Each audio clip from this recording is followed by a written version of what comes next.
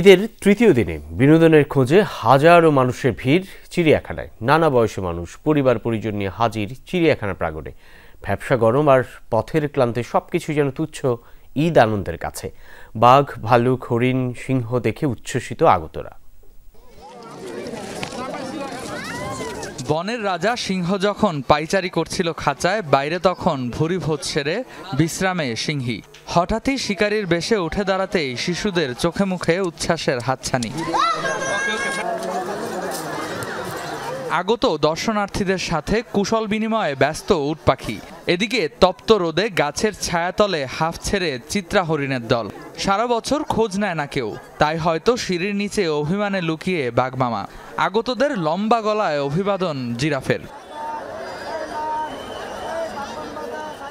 এমনই মজার সব মুহূর্তের সাক্ষী হলো জাতীয় চিড়িয়াখানা। ভ্যাপসা গরম আর পথের ক্লান্তি সবকিছুই যেন তুচ্ছ ঈদ আনন্দের কাছে। আমি দেখেছি হলাম সিংহ, বাঘ, তারপরে আপনার হরিণ। এবারকার ঈদ আমাদের জীবনের সর্বশ্রেষ্ঠ ঈদ, আর সবচেয়ে বেশি আমরা খুশি। আমরা স্বাধীনভাবে সুন্দরভাবে বাচ্চা কাচ্চাকে দেখাইতে পারতেছি। এখানে পরিবেশটা ভালো লাগছে। একটু গরম বেশি, কিন্তু বাচ্চার খুশিতে আমরা খুশি। ঈদের তৃতীয় দিনে খানিকটা বিনোদনের খোঁজে হাজারো মানুষের ভিড় চিড়িয়াখানায়। লম্বা ছুটি, তাই পরিবার পরিজন নিয়ে এই ঘোরাঘুরি। আমি হরিণ দেখছি, বানর দেখছি, বাঘ দেখছি। আমি দেখেছি ভাল্লুক, এরপরে হলো সাপ, এরপরে হরিণ। পরিবেশটা খুব সুন্দর, সব দিক পরিবার পরিষ্কার পরিচ্ছন্ন, ফ্যামিলি নিয়ে ঘুরে খুব মজা পাইতেছি। দর্শনার্থীদের নিরাপত্তায় চিড়িয়াখানায় নেওয়া হয়েছে বিশেষ ব্যবস্থা।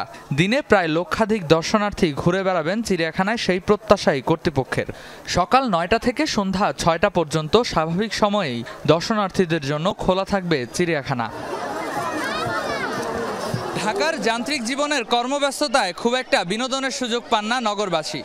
তাই তো ঈদের ছুটিতেই হাজারো মানুষের ভিড়ে উপভোগ করতে এসেছেন চিড়িয়াখানায়। অভিভাবকরা বলছেন শিশুদের আনন্দটুকুই যেন তাদের সবচেয়ে বড় প্রাপ্তি। রেদওয়ান আহমেদ, যমুনা নিউজ, ঢাকা।